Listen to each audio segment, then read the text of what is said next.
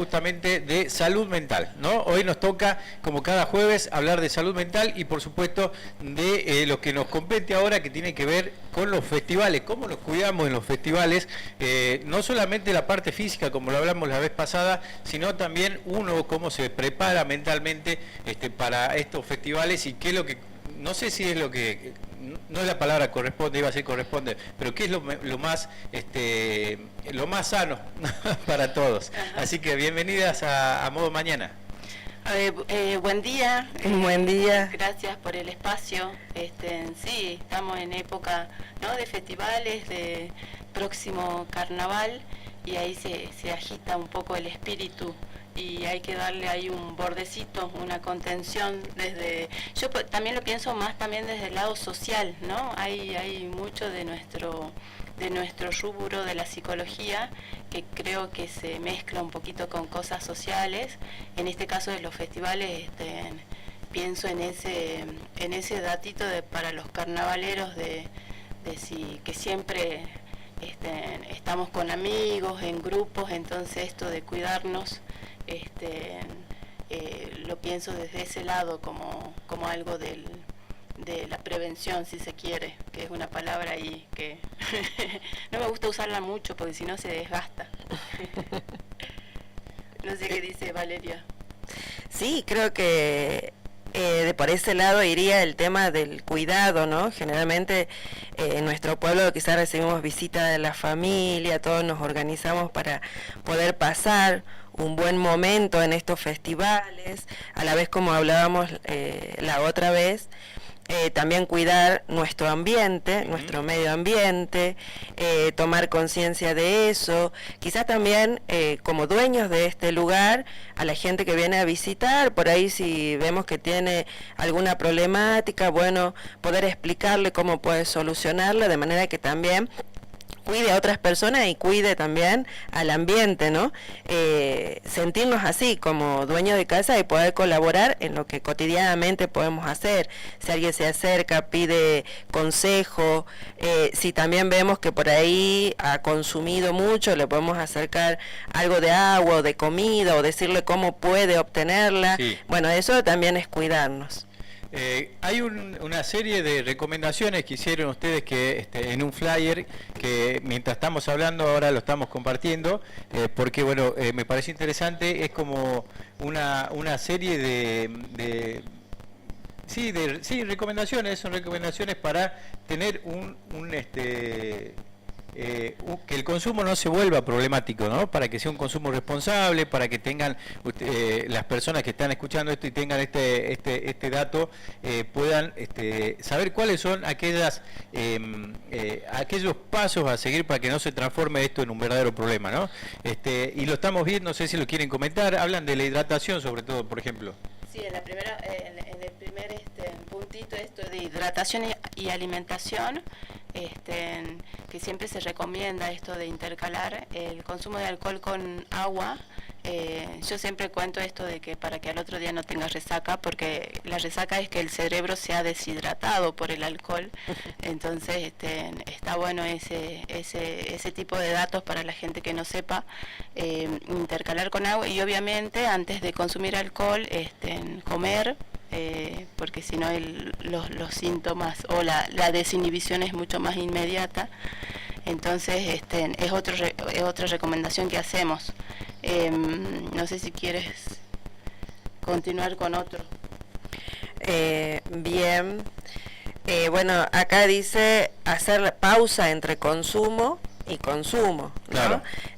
Organizarnos como grupo, como familia, y también podemos instruir a nuestros jóvenes de la familia que bueno, si han decidido que van a consumir, saber que bueno, que se puede pausar para comer, pausar para hidratarnos, pausar para charlar con el otro, bueno, tratar de organizar las actividades, no que sea salir y bueno, hago lo que viene, digamos que por ahí eso es lo que nos puede llevar al descontrol, ¿no? Poder organizarnos y enseñarle a nuestros jóvenes también a que puedan organizarse, qué hacer esos días de carnaval, cómo pensarlo con anterioridad, cómo nos vamos a divertir, no salir a lo que nos encuentre ese momento, digamos. Estaría bueno como un poco de prevención. Evitar las mezclas, ¿no? Sería bueno.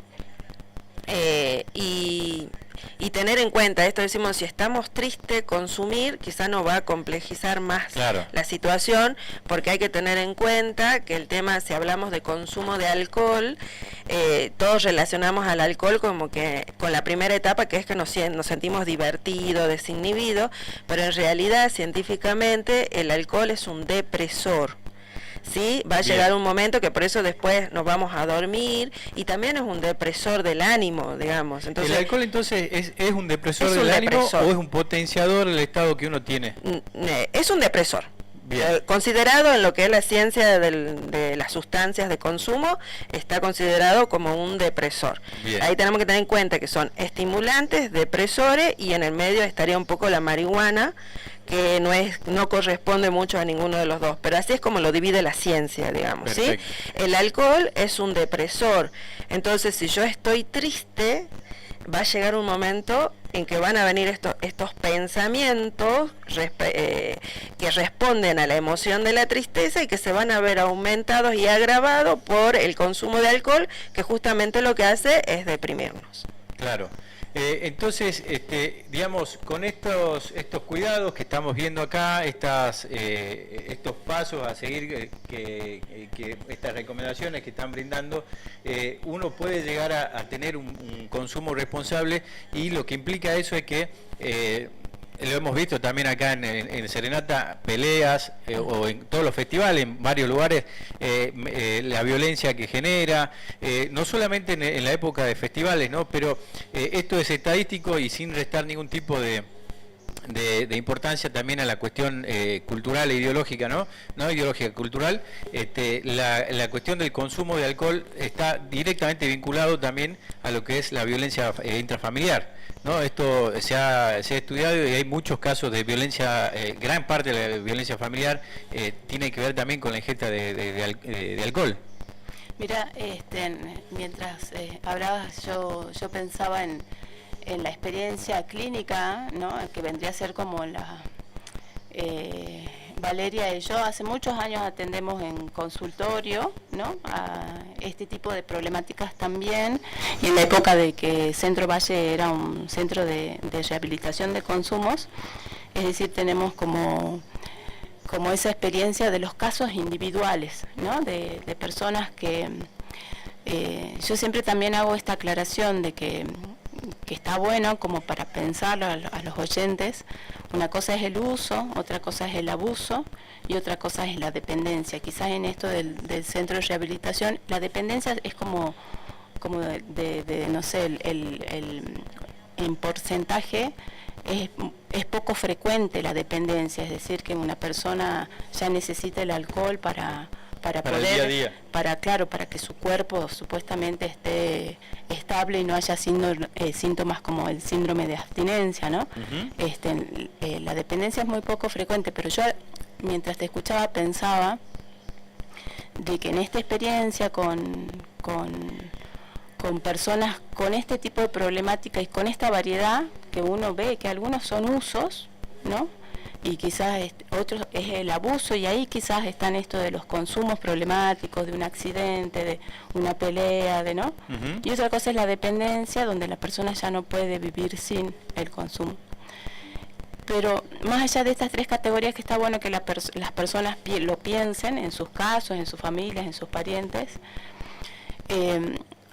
yo descubrí que en los relatos la misma persona debería darse cuenta de que ese consumo no es para su vida, que es cuando pasa esto, que yo me imagino así como que se abre un portal, ¿no? Donde aparece, hablando del carnaval, aparece el diablo de su carnaval, de su propio cuerpo, y que no es para él, ¿no? Hay claro. personas que de verdad se le abre algo de su personalidad, que puede ser agresivo, que puede ser muy desinhibido, que puede ser y muchas veces ellos mismos no pueden parar y cuando toman conciencia lo reconocen.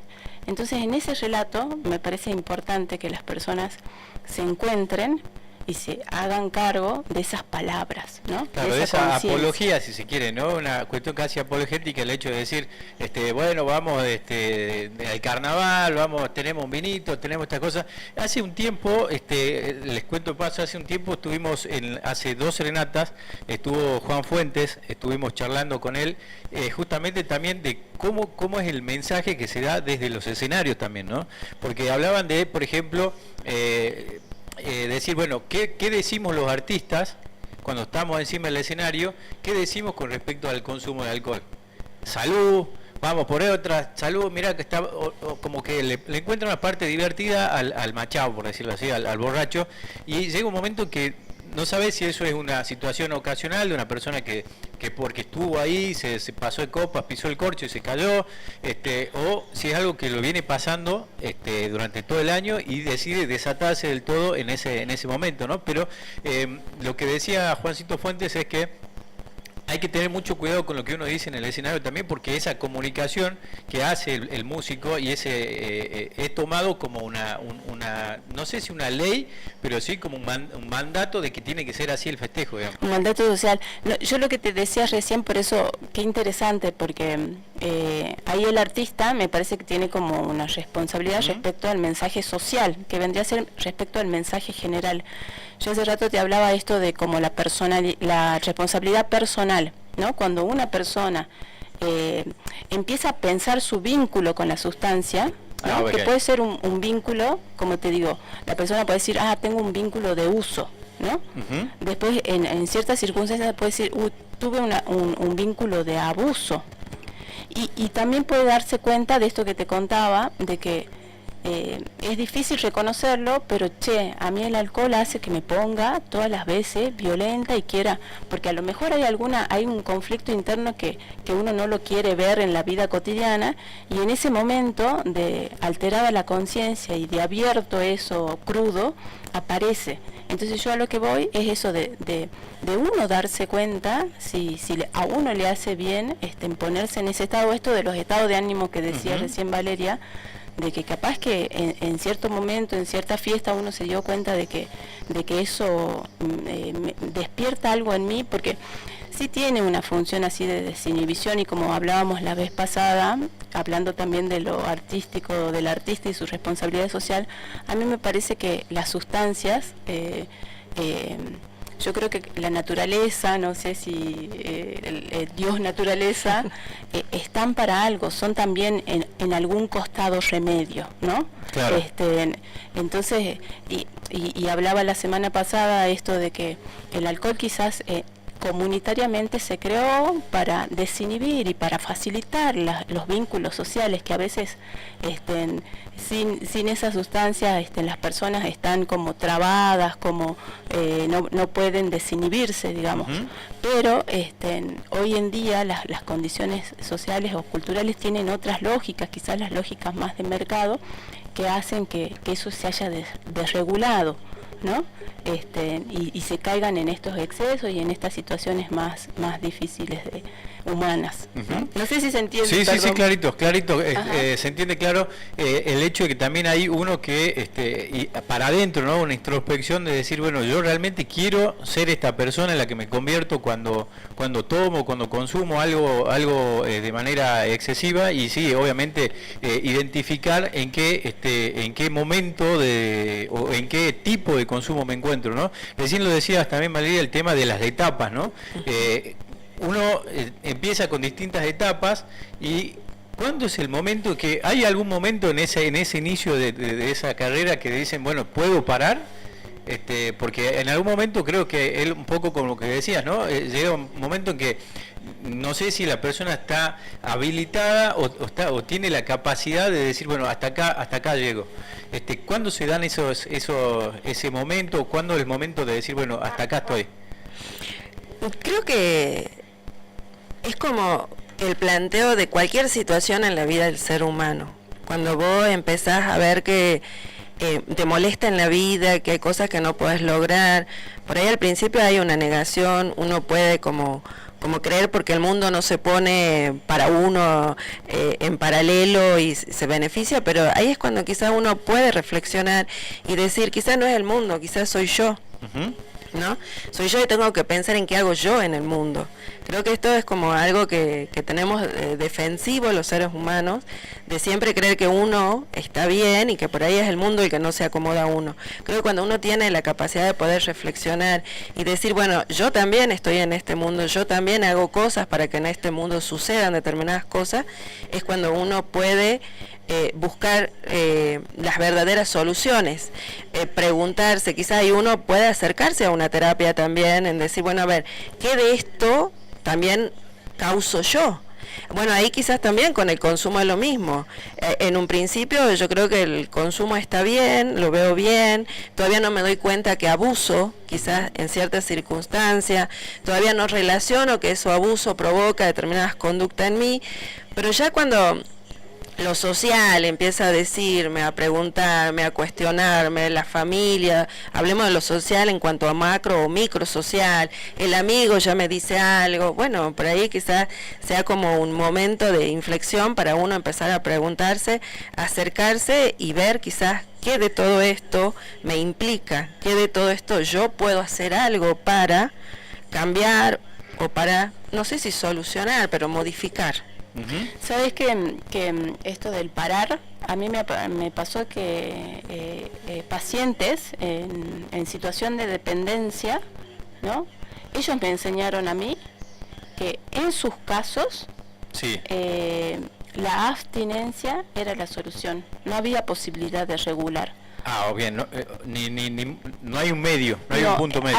Por eso digo, incluso he conocido personas que uno podría decir, como cualquiera de nosotros nos puede pasar, que han descubierto eso, de Ajá. que ellos mismos han descubierto que el alcohol tiene que estar lejos de sus vidas, porque ellos saben que si empiezan, después no hay no un... para. No hay un interruptor, ¿no? Como la luz de prendido y apagado. Claro. Entonces ellos mismos toman esa responsabilidad. Es como esto, conocérselo. Nosotros los psicoanalistas decimos conocer la manera de gozar que tenemos, que a veces es lo más difícil de conocer porque es lo más difícil de llegar a la conciencia, nuestra manera de gozar, cómo nuestro cuerpo del placer se ha formado, cómo funciona. Uh-huh. Entonces, por eso digo esto, a mí me parece interesante esto de que nosotros las psicólogas apostamos a esto de que las personas hablen. A veces hablar es ver, ¿no? Sí. Hablar del consumo quizás es difícil porque no sé si uno habla del consumo con los amigos. Nosotros las psicólogas estamos para eso, ¿no? Claro, y a veces es medio complicado también por algún miedo a estigmatización, ¿no? Es decir, incluso lo he visto también en grupos de amigos, qué sé yo, que uno a medida que va haciéndose más viejo, va entendiendo las estupideces que hizo alguna vez en su momento. Entonces, eso de, por ejemplo, no quiero tomar, no, pero tomar, o sea... entonces también por miedo a una estigmatización grupal o de un momento en que están todos de fiesta, ¿cómo no va a tomar? Dice, bueno, sí, tomo. Y ahí está él boicoteándose a sí mismo, ¿no? El hecho de decir, no, yo venía con la idea de no, y bueno, todos me obligaron a que esa cosa. Ahora está también el autoestima de cada uno, ¿no? Para decir, bueno, no, me planto acá y no hago esto. Claro, o esto de que de verdad si soy amigo y conozco a esa persona, a lo mejor uno sabe que está en esa lucha, ¿no? De este tipo de goces difíciles de domesticar, esos goces salvajes. Entonces uno como amigo también quizás acompaña y trata eso de no caer en esa frase común. Pero también, ¿sabes qué me hacías pensar? En esto que decías del artista y de qué decir o qué no decir. Alguna vez vi un documental que me llamó mucho la atención. Era un documental americano, y no sé si así como de una situación de festival de rock, donde iban muchos chicos adolescentes, muchos jóvenes, y que en un momento esa cosa de la masa agitada, divirtiéndose, me parece que también es muy potente. Hay un punto donde quizás la decisión personal puede mantenerse, pero ese documental cuando me mostraba ese grupo de chicos como vandalizando el lugar, e incluso hubo situaciones de violaciones. Me parece que me cuenta y me dice que hay situaciones donde las personas de manera colectiva somos llevadas, ¿no? Y después de sucedida esa situación tremenda, ¿no? Los mismos chicos contaban que ellos, si no hubiesen estado en esa marea, uno podría decir, de ser llevados, ¿no?, por la alegría, por tirar los cartones de vino al cielo, si no hubiese sido por esa situación como colectiva, no hubiesen hecho lo que han hecho, para bien y para mal, ¿no?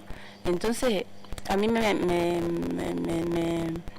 hace reflexionar eso, de que la decisión personal muchas veces llega hasta cierto punto, y tener cuidado de eso, de no provocar esas energías tan poderosas a veces, que en una cancha, por ejemplo, ¿no? Qué lindo, sí, cantar, agitar a mi equipo, pero quizás en una situación de rivalidad entro a pegar al adversario, y yo capaz que en la vida individual no lo haría, pero lo grupal me llevó a agredir al otro, ¿no? Claro. Hay una cuestión, esto de esta discusión histórica, ¿no?, filosófica de Rousseau y de Hobbes, que hablan justamente de que el hombre es bueno, dice Rousseau, o sea, no bueno, no usa esa palabra, pero digamos es un ser libre, sencillo, bondadoso, y es la sociedad la que lo corrompe. Y por el otro lado, Hobbes dice, no, es al revés, ¿no? Siempre está esta dualidad de que obviamente son situaciones muy ¿cómo decir? Complejas. Sí, complejas por el hecho de que vienen de una subjetividad, ¿no? Es decir, Rousseau plantea desde su estudio, Hobbes lo plantea desde otro, los dos, digamos, que los dos tienen razón, pero digamos, porque en algún momento se dan esas situaciones, ¿no? Entonces, eso de la actividad en masa, de juntarse entre varios, y es que todos tenemos que hacer lo mismo, si no el que no lo hace queda excluido y no es parte. Entonces, eso también es parte del cuidado que podemos llegar a tener acá en los festivales, ¿no? El tema de los amigos, decir, che, muchacho, bueno, ¿quién tiene que manejar? ¿Quién tiene problemas se va a tomar? Esa comunión también está bueno, es recomendable, ¿no?, para aquellos que, por ejemplo, vienen o van a cualquier festival o se encuentran en cualquier situación de masividad. Tal cual, y así como vos lo decís, ¿no?, al amigo que uno ve que capaz que se le chifla más el moño, claro, ¿no?, cuidarlo un poquito más. Y sabés que también me quedé pensando, alguna vez te escuché comentar esta situación, esta imagen, ¿no?, de quizás de la serenata, de tener, no sé, un papá, una mamá y un cochecito, y estar tomando mucho. Yo me quedé pensando en esto de la niñez, ¿no?, que quizás cuando somos jóvenes o cuando estamos en esta situación de festival, no le prestamos atención a la mirada de los niños, y a mí me parece que es interesante también para una cuestión de cuidado, ¿no? Sí, claro. De que quizás ellos vean que uno puede disfrutar, ¿no?, y sin riesgo, sin peligro, no sé, eso siempre me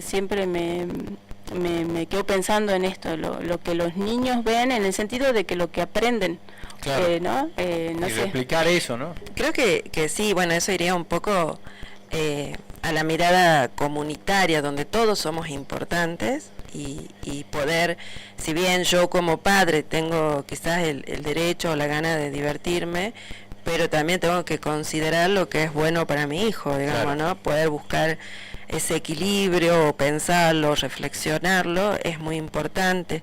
Y eso también lo digo en esto que vos decías, que por ahí uno, como padre o como jefe de familia, quizá uno al hijo le dice, cuídate vos y no sigas al otro y no te importa lo que el otro hace. Bueno, nosotros estamos diciendo todo lo contrario, ¿no?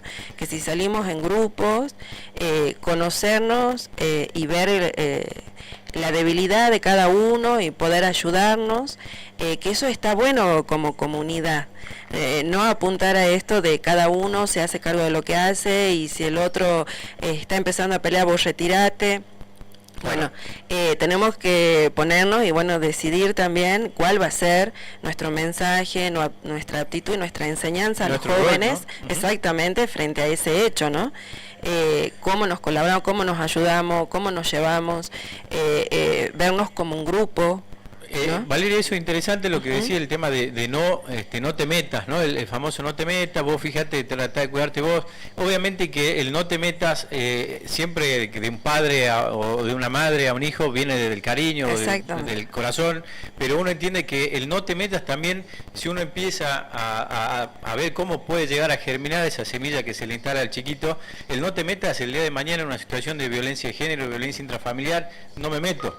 Entonces queda chipeado, ¿no? La persona, digamos, con ese mensaje de decir, no me meto cuando veo una situación complicada en la calle, no me meto cuando veo que mi vecino la está pasando mal, o algo así, y nos vamos haciendo cada vez más individualistas, y bueno, justamente esa comunión que decíamos más temprano de cuidar al otro se va perdiendo y justamente se hace más difícil remontarlo más adelante. Sí, pensaba en esto del no te metas, porque y pensando en esto que decía de los niños, porque quizás el niño no va a hablar, ¿no? Esto de quién habla, quién tiene el poder, uno podría decir.